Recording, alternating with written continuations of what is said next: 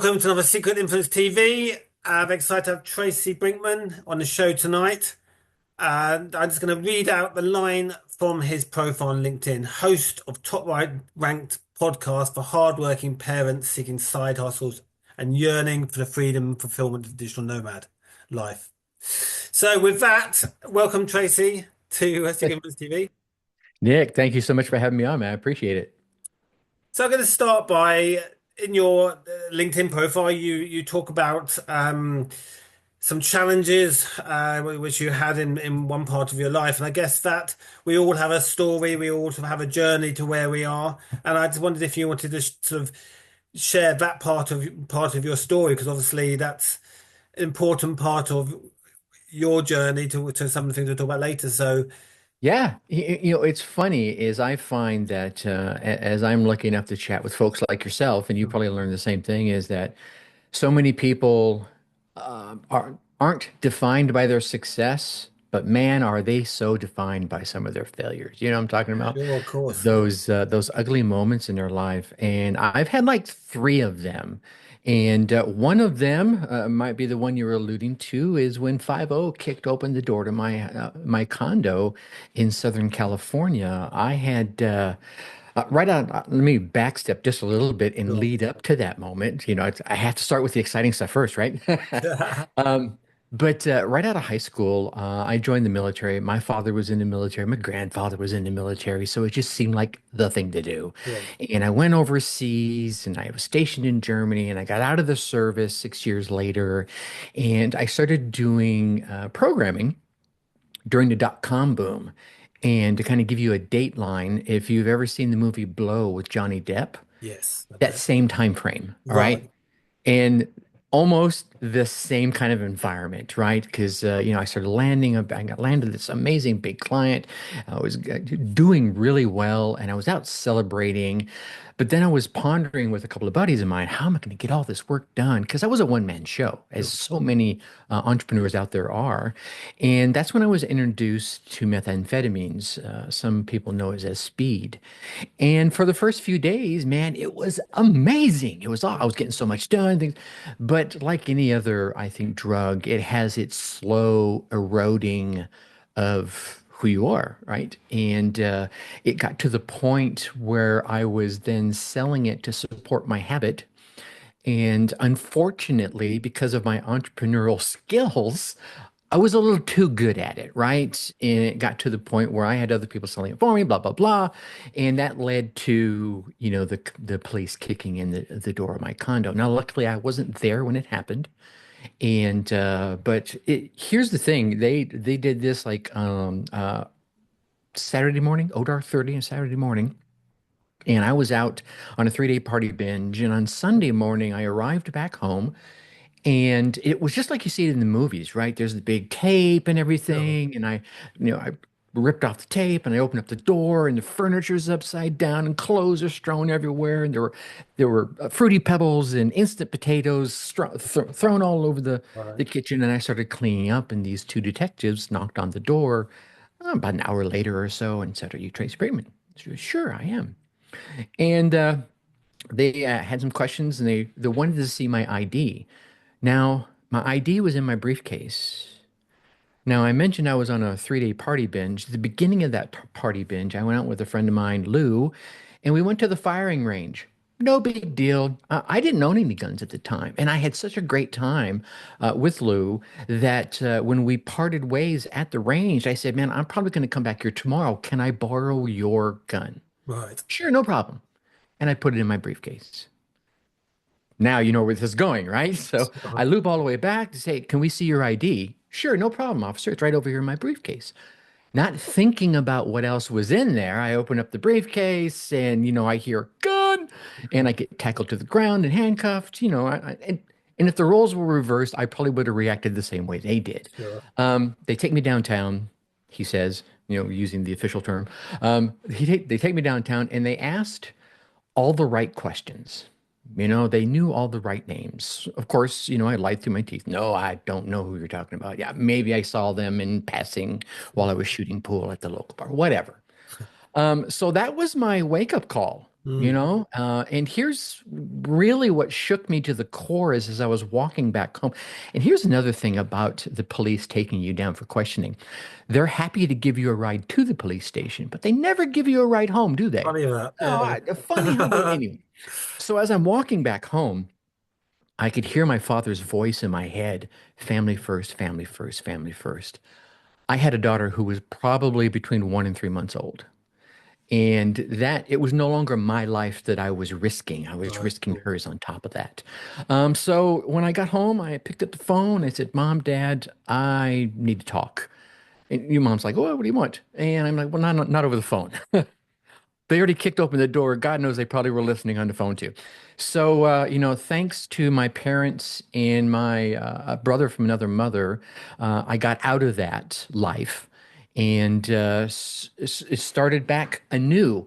And here's the thing, I could have taken my skills and just started programming all over again. Sure.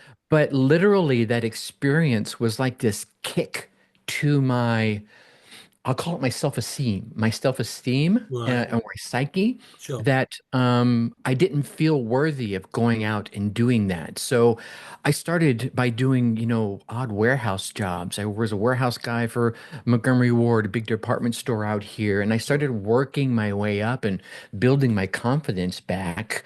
And then when I had it, I decided to step into corporate America, and that took me on my corporate career tour through Coca-Cola for over a Yeah. decade, Big then I'm brands. Home Depot and Mm. and on and on. And inside of there came kick to the teeth number two. Um, it's probably about, oh, I don't know, half a dozen years into my corporate career, and my second daughter is born.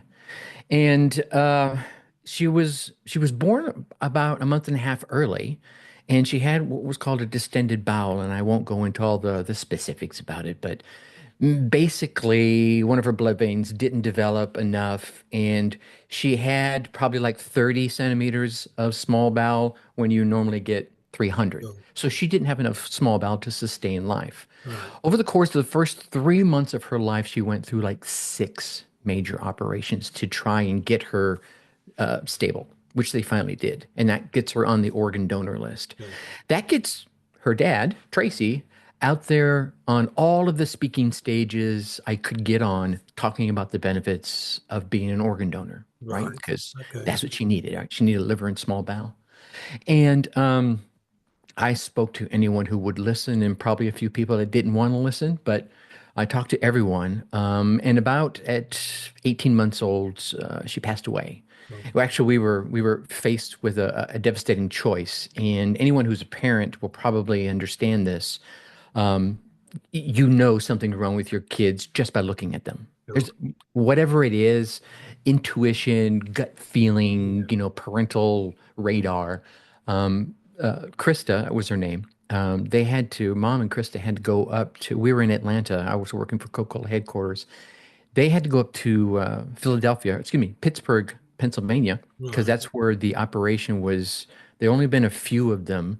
So that was where the experts were. So they wanted her close to the experts when the organ became available. So every weekend, every couple of weekends, I was flying up to visit.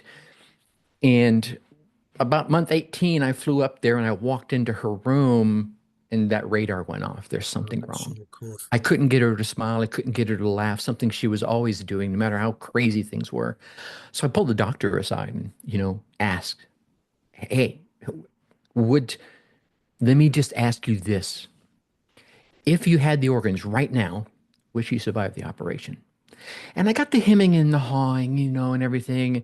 And so literally, this is no joke. I grabbed him by his white jacket, pulled him across the hall into a janitor's closet and closed the door and Right. re-asked the question.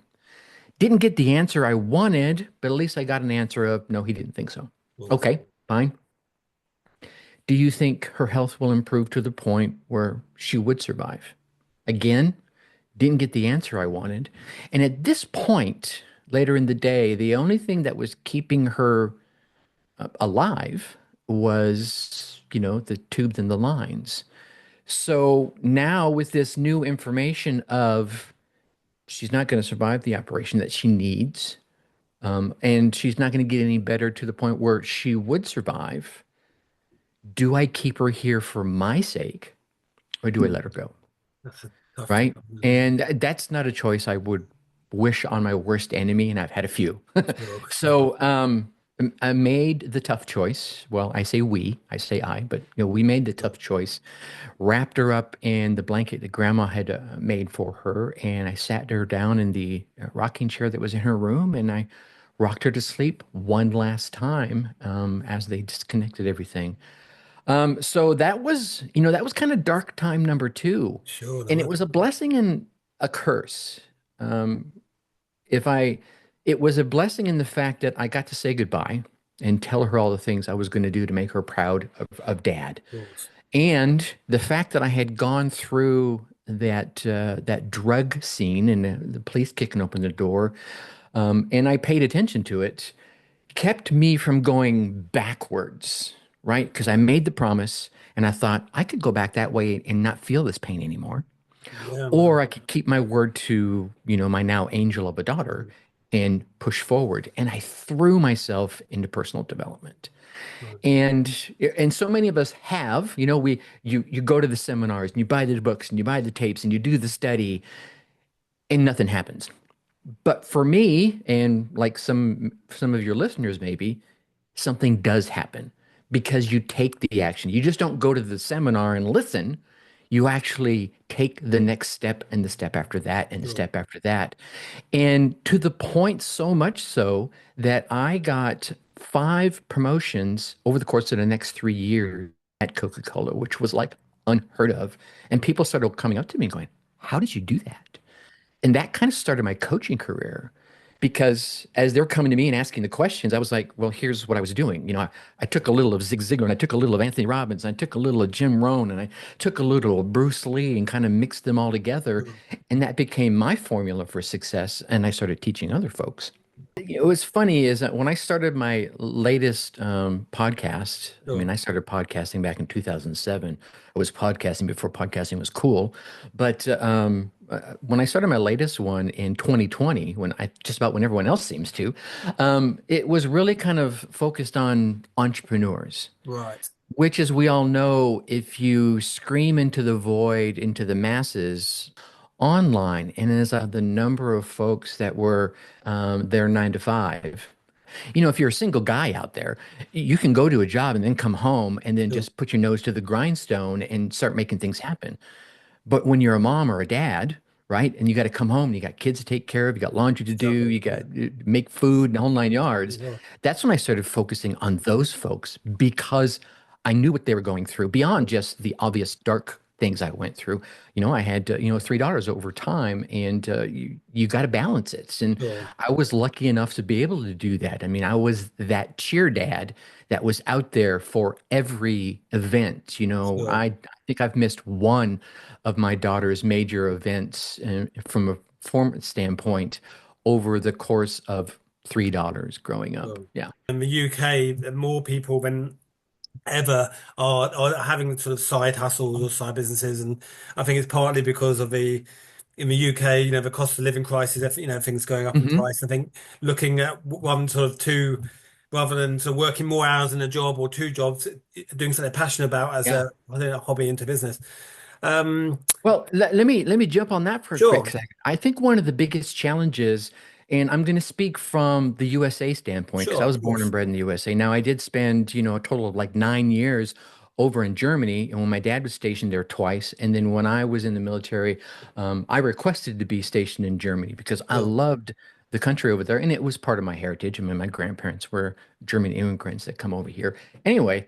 But I think one of the biggest challenges isn't just the crunch in the economy here in the States, as sure, well as probably over there across the pond, is how we were taught the things. Well, let me rephrase that: the things we were not taught sure. about money growing up.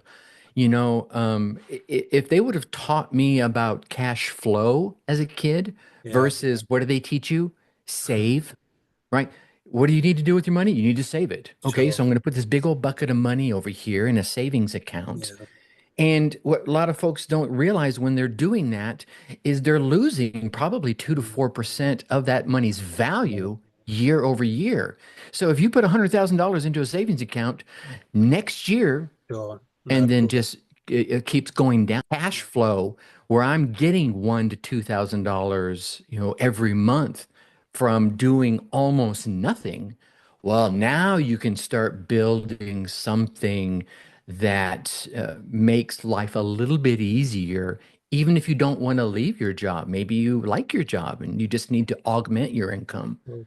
It's interesting. A lot of every now and then I think it's an ongoing discussion around whether the education system is, it's very much geared to, I think, so again, I talk from obviously the UK standpoint, but, traditional, sort of grades in subjects, Yeah. gearing up for a career, and not sort of perhaps including elements of teaching people about managing money, budgeting, entrepreneur, how to set up a business, entrepreneurial side. And all these things, because obviously not everyone will go into a job and have a career, and I think there's been a lot of perhaps Yeah. criticism of perhaps the education system, a lot of countries should include these other aspects so that when we go out, we know how to invest, start a I company. agree. I agree. I think many of the powers that be like the education system to create employees. Sure. That's my humble opinion, though. Yeah. Having gone through it and having a couple of daughters have gone through it all the way through, college years, it's like, yeah, you guys don't seem to want to create free thinkers, Sure. which is basically for me what an entrepreneur ends up being, creating a self-sufficient engine and creating jobs for others. So you're doing more for yourself in the community than just being an employee. I mean, you're helping employ someone else and you're adding back to the community. And it becomes this amazing cycle of self-sufficiency that just keeps growing. Whereas, I'm an employee. All right, well, I'm going over here. Oh, Sure. you don't need me anymore. Now I got to go find somewhere else to go. Yeah. Anyway, anyway, that's a whole nother rabbit hole. And how important is it, with if you're sort of starting for example, a side hustle or something, to do something you're passionate about? Does it, should that be an element, or should it be about what's realistically going to make you the most money in within your skills and your time? In my opinion, Mm, going after something you have a passionate about. Now, mind you, if you're passionate about licking drywall, you're sure, probably not going to make a whole lot of money doing sure, that. But there are certainly going to be something you're passionate about that there are people out there that want to learn about that, sure. right? And here's where it usually happens for most of your listeners. It's going to be something that you think is so easy that you're probably going, yeah, no one's going to pay me to do that. Well, Mm, you're wrong. There are people out there. Here's a great example. I'm going to go back, I'm going to turn the clock back about 10, 15 years. When Russell Brunson was first starting out, mm, he did this challenge, and I was a part of it, which is why I know who the winner was. sure, Um, the challenge was it was a free plus shipping challenge, right? He just took you through the whole course and whole 9 yards, sure, and then as a part of that course, what he said to do is you give me send me what it is you do, and then send me the results of how many people bought it, and whoever bought the most is going to win, and they'll win a car and a bunch of money and a whole lots of publicity. And I did this cool thing about, how to do a course and everything. And then I did mm, another one about personal development. And it sold quite a few. I'm pretty proud of it, even for back then. And sure. this is back in the early days. We're talking about early 2000s, late 1990s, right? Okay, right, yeah, The lady that won this sold over 20,000 units. And by units, it was a CD, right? It sure. was free plus shipping, right? Okay. All she needed to do was ship a CD, which is really dirt cheap. And, Mm, she would charge 9.99 for yeah, shipping, which seemed fair, but it yeah, was all profit, of right? Which she course. would throw into ad spend. Yeah, 20,000 units of how to make a bow. yeah. Okay. Wait a minute. Some people are out there going right now going, oh, I'd pay for that. Yeah, And other people are going, well, how stupid is it to anyone can make a bow? yeah, Well, yeah, but there are lots of people that want to yeah, learn exactly how to make it the right way and don't want to sure. spend the time Googling it or searching on YouTube. They want someone who's the expert to teach them. And there are things that you, Nick, or you, or any one of your listeners are 1 to 5 steps ahead of me, Sure. and I would pay you to teach me how to get 1 to 5 steps ahead of where I am right now. Here's one extra little pro tip I would give you. If Mm, someone is listening out there going, he's right. I'm gonna take Nick and Tracy's advice and I'm gonna try this. Quite often, there's something about a skill. Let's say the skill is podcasting, just because I'm a sure. podcaster and you're a podcaster. The skill is podcasting. Obviously, either one of us could teach someone how to start and do a podcast. Well, we'll have a preconceived notion of what it is we should teach them based off our experience, Sure. right? And we would Yeah. go out and we would write a course and do the whole thing. Here's what I would suggest any one of your listeners do if they're thinking about starting a side hustle based on this conversation. Get 3 or 4 people, friends, loved ones, or other folks that you think might be interested in whatever your topic is, in this case, podcasting, and just get them onto a Zoom call. Say, hey, here's what I'm going to do. I'm going to do this master class about podcasting. It's going to be an hour, and it's going to be just, I don't know, $17 just to pay for what it is I need to set up. Right? Nothing that's going to break Sure. anyone's bank. Something, okay, if I have an interest in podcasting, $17 is an easy nut to chew. And then while they're on, give them value. And then the last half hour to an hour, ask questions. Right. What did I not answer about podcasting? What is it, what are all those things that you need to know about podcasting that would make you feel comfortable to go out and start one, to launch it, to monetize it, to just to make you feel like you would be successful. And Sure. here's what's going to happen. You're going to hear questions you didn't even think of, Right. The- right? Or you're going to hear questions you're going to be like, "Pfft, that's easy." mm, Because it's that easy for you, you're not thinking, I need to teach that to Nick and his crew, right? Okay, I got to remember to do that. And you'll probably find a completely different course than you would have imagined by yourself. And here's the other thing, because you heard this from the market, you already know there's interest in it. Always be listening to the customer. mm, Now, that doesn't mean the customer is always right, sure. but their insights are always valuable, Sure. right?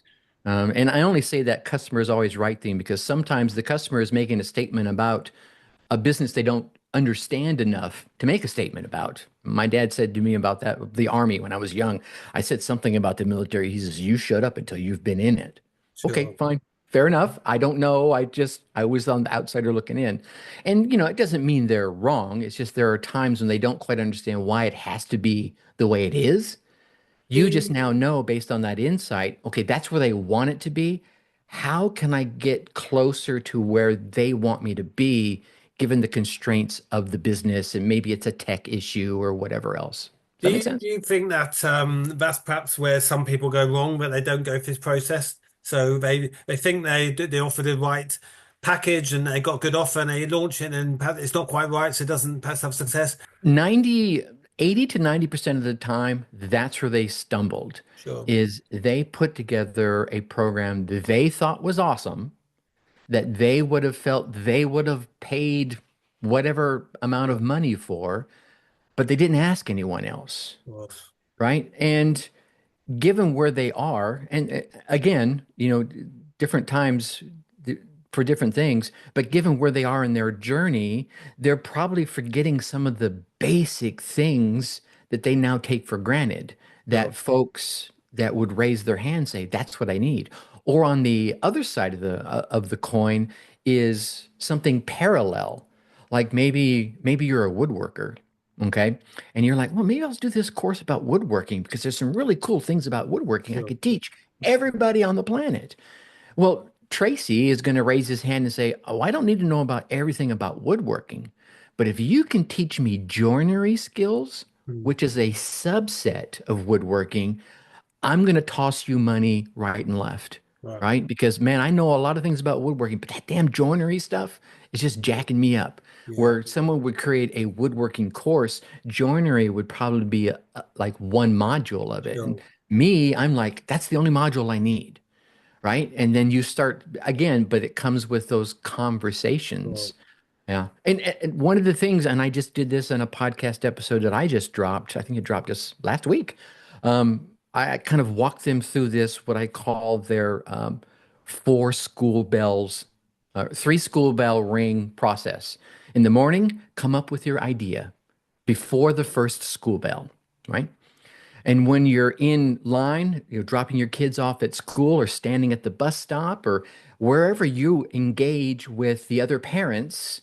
And again, my niche is focused on those parents. Sure. Talk to them and listen to their questions on that topic that you're thinking about creating a course for. Okay.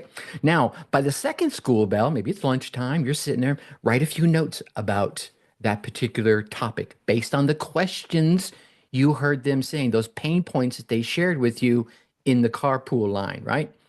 And then by the third school bell, take those notes back to the same parents and saying, hey, here's a potential solution for what do you think of this idea for a solution to your problem? And if they go poo-poo, you're like, yeah, well, no, okay. Then they were just griping to gripe. But they're going to be those ones, you're going to come up with one, someone's going to say, oh my God, that would be amazing. Where did you Sure. find it? How much does it cost? You know, they start asking those questions. Now you know you're onto something, and you haven't put any effort. You haven't spent time setting up your microphone and your stations and doing Zoom calls and creating modules and Speaking writing for hours. No, now you've waited. Maybe you went through five ideas, and finally that sixth one, someone goes, "Oh my God!" And then the woman and the man and next to them going, "What are you guys talking about?" "Oh yeah, I would buy that too." Now you know you're on to something. That will get you juiced more than anything in the world. Now you start spending time on that idea. hearing about the the Disney company when they were designing a lot of their theme parks things he would apparently have a three put stages where the first one be any the ideas room anything would be any idea was open and Mhm. possible and it was just about the craziest idea the better get the creative ideas flowing brainstorming the second step in the process second room would be where the people would have look at it and critically say that's not possible for safety, the cost to be too crazy. And then the Right? third room would be the mixture where you'd have the what great ideas would then work. They would be the third stage. So I think it's good. Yeah. It's partnering up, isn't it? To get the great ideas, then look at it logically and have a bit of well, how will that work? How will it work? Yeah. The demand. And I think one of the biggest struggles that so many of us in general, unless you've done a brainstorming session like that, one of the things we'll struggle with is not critiquing the idea. And Sure, that's where we really fall on our face. of course. Again, I'm doing a course on how to create a course. And one of the modules is all about that process right there Um, that you just kind of explained. And one of the key attributes that will make that process successful is just writing the ideas. I used a post-it note analogy. Write sure. on a post-it note, stick it up. Write on a post-it note, stick it up. So I work. During the course of your day, have post-it notes in your wherever, right? Write on a post-it note. If you're driving your car, give yourself a voicemail. Send yourself a voicemail to your phone. Send yourself whatever it is you Mhm. do, and then transfer it to a post-it note. Yeah, And do that for 2 or 3 days. Just because here's what happens when your yeah, brain gives you an idea and you write it down, that's your brain saying, oh, he's paying sure. attention to me. I'm Yeah, going to give him sure. more ideas. And then so you do that for a couple of days, and then you go up there and you look at all those post-it notes, and instead of critiquing them, right? Now you want to organize them. Okay. So these ones here are easy and early in the process. These ones are, not so, they're medium and they're later in the process. These ones here are more advanced. And then you start, it almost becomes your pathway. Sure. Because if you think about, you look a little younger than me, but if we think about Mario Sure. and playing the Mario game, right? Way back in Nintendo days, man, I used to get the blisters under my thumb. Yeah. When you first start on level one, No, are you throwing fireballs yet? No, you're not. sure. All you're doing is jumping to avoid that damn mushroom. Later on, you start getting fireballs, and then you start doing jumps and fireballs. Then you learn the double jump, right? Yeah. Well, you got to do the same thing in your brainstorming and your teaching process. You got to give them the easy stuff first, right? Sure. That's the quick win, Yeah. builds up their confidence.